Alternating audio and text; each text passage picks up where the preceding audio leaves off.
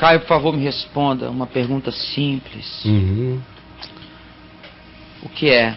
Toda a Escritura é divinamente inspirada? É toda a Bíblia? Só o Novo Testamento? Só os Evangelhos? Só o que Jesus disse?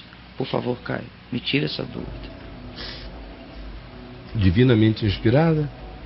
As Escrituras da Bíblia que estão contidas aqui na Bíblia? Os livros. Esses livros aqui, na minha opinião, são. O que é e o que não é? A pergunta da pessoa. São inspiradas. Agora, existem inspirações, existem revelações. Inspirações passam, revelações crescem. Inspirações passam, revelações crescem. Então existem todos os que escreveram aqui a Bíblia, na minha opinião, na minha confissão de fé pessoal, claro, não que isto salve. Porque dizer eu creio que a Bíblia é a palavra de Deus, ou isso, aquilo não salva ninguém, só Jesus salva. É só a fé em Jesus, é só a graça de Deus é que salva. A Bíblia não salva ninguém. Que isso fique claro. Eu não negocio isso com ninguém em lugar nenhum. E ó, apareçam para conversar onde quiserem. Quem salva já existia antes de haver Bíblia. Acabou. Isso é palhaçada, aqui não. Então aqui a Bíblia tem o lugar dela, mas ela não é o Cordeiro de Deus que tira o pecado do mundo, ela não é o Verbo encarnado, ela não derrama sangue por mim. Então, a própria Bíblia diz que homens falaram da parte de Deus. Quando Pedro diz, porque nunca jamais nenhuma dessas escrituras aqui foi dada por vontade própria dos seus autores. Antes, Pedro diz, homens santos falaram da parte de Deus movidos pelo Espírito Santo. Isso é a primeira coisa. Eu creio que tudo que está aqui na Bíblia é inspiração divina. Também creio que tem inspirações aqui que expiraram como inspirações, como a própria Bíblia diz. Hoje eu citei o exemplo de Hebreus. Tudo aquilo que em Jesus não teve a sua atualização, ficou para fora, ficou para trás. Caducou. Leia Hebreus capítulo 1. Veja aqui, capítulo 1, abra aí. Havendo Deus, verso 1, outrora, falado, muitas vezes, aos nossos pais, pelos profetas, nesses últimos dias, nos tem falado pelo Filho, Jesus, o qual é o herdeiro de todas as coisas, é a revelação exata do ser de Deus. Em Cristo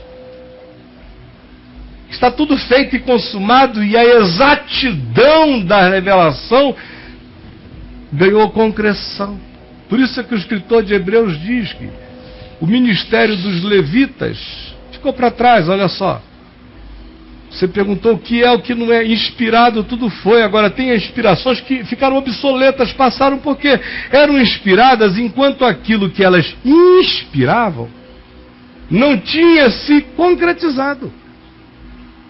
Então, quando um sacerdote em Israel pegava um cordeirinho e ia imolá-lo pelo pecado de alguém que vinha quebrantado, dizendo, Senhor, me perdoe, eu pequei, aquilo era uma simbolização, era uma arquetipia que apontava na direção daquele que viria e tiraria o pecado do mundo. Mas uma vez que ele já veio, já tirou o pecado do mundo, ninguém precisa mais matar nenhuma ovelha. Então o livro de Levítico caducou. Com ele, não só isso, todas as demais coisas foram, não só por causa disso, até porque Paulo também diz que na cruz Jesus encravou aquele escrito de dívida inteiro que a gente tem ali nas leis de Moisés, não só nos 10 mandamentos, mas nos aplicativos específicos da lei de Moisés, que Paulo diz que era um escrito de dívida insuportável, o qual Jesus removeu inteiramente, não é parcialmente ou de algum modo, é inteiramente o removeu e o encravou na cruz.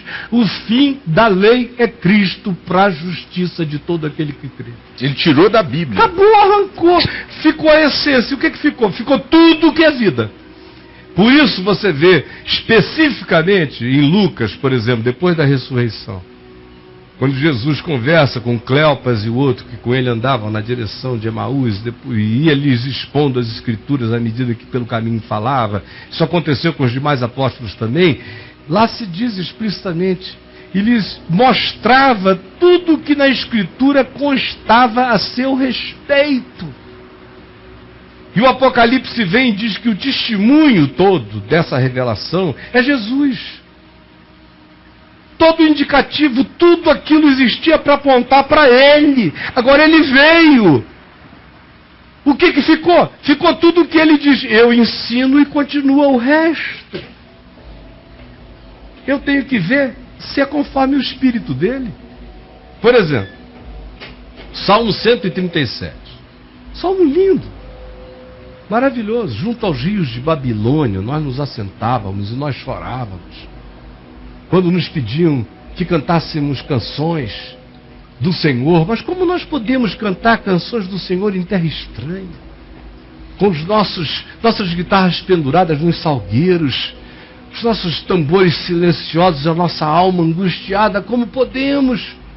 Com essa saudade de Jerusalém, aqui nesse cativeiro. Ah, Jerusalém, Jerusalém, se eu me esquecer de ti, Jerusalém, que se seque a minha mão direita, que a língua se me apegue ao paladar, ao céu da boca, e não se descole. Jerusalém, bem-aventurado aqueles que por amor de ti pegarem os filhos dos caldeus, dos babilônios, e racharem a cabecinha deles nas pedras, nas penhas, e derramem o sangue deles. Benditos os que esfolarem os filhos dos nossos inimigos.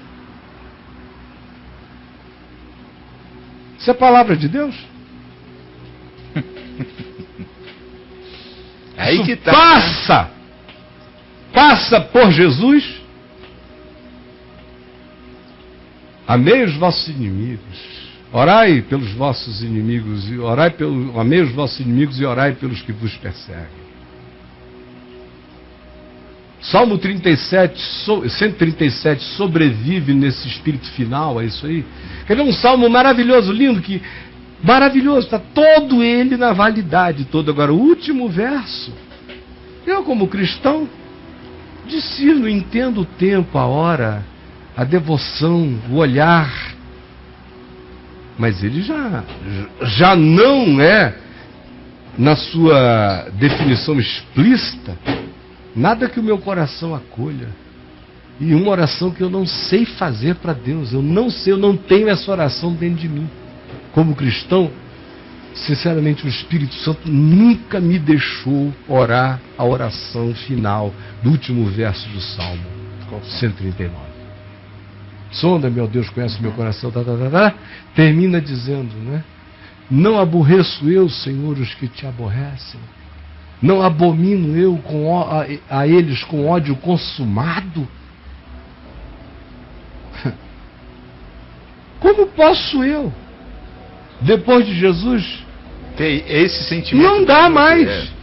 Passou nesse sentido. É que outro dia alguém ficou escandalizado quando eu falei aqui sobre a história e os que ficaram para trás, e eu disse que havia coisas na vida de Paulo que eu preferia muito mais a maturidade do meu pai, que meu pai nunca escreveria segundo aos Coríntios, com aquelas dorezinhas. Ai, mas estão falando da minha aparência, da minha careca, de... Meu Deus, naquela área ele era menor, como na sua resposta humana.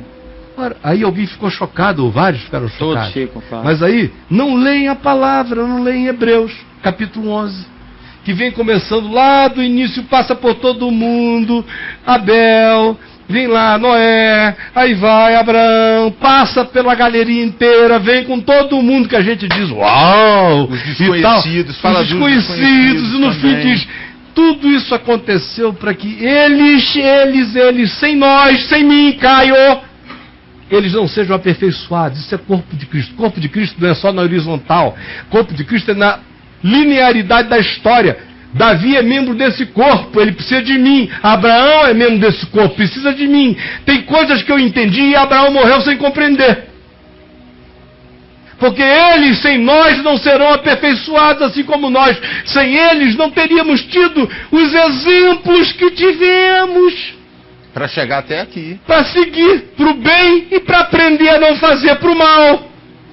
Como diz Paulo em 1 Coríntios 10, pois todas essas coisas foram ditas e escritas para que, através desses exemplos, nós pudéssemos discernir o caminho. Então, nós estamos num processo de repetição histórica muito parecida com a deles.